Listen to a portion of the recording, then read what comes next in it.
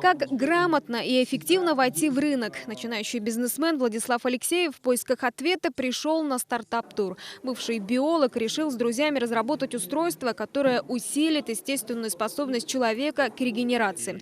Серьезный шаг сделан. Его компания – резидент фонда Сколково. То есть мы занимаемся материалами, которыми помогут человеку восстанавливать повреждения, различные ампутации, травмы и так далее. Стартап-тур, он дает большие возможности в плане поиска инвесторов, финансирования, продвижения проекта. Никто в здравом уме не поедет в Якутск в феврале. Никто, кроме инвесторов, экспертов, менторов, спикеров, готовых на все ради вашего успеха. Под таким девизом организаторы собрали предпринимателей с инновационными идеями. Якутск – первый город в маршруте масштабного бизнес-форума. Мы останавливаемся, выбираем только те точки, только те места, где мы видим серьезную активность от лица непосредственно местного правительства, различных институтов развития и вузов, которые бы поддержали нас на этом пути. И я рад заявить, что именно в Якутии в течение этих последних 3 лет данная активность проявлялась максимально. После встреч на подобных площадках в регионах должны появиться рабочие места и новый бизнес. По оценкам экспертов, Якутия, как и весь Дальний Восток,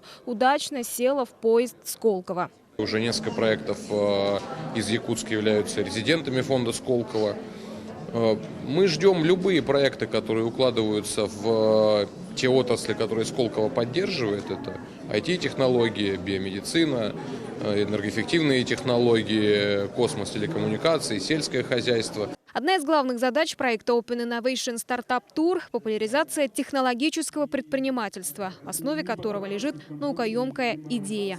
Победителей стартап-тура определят по 3 направлениям – биомедицина, информационные технологии и промышленность. Помимо конкурса в программе масштабного бизнес-мероприятия, образовательные тренинги и сессии. Как отмечают организаторы, главные плюсы площадки – это возможность общения и представить свои проекты.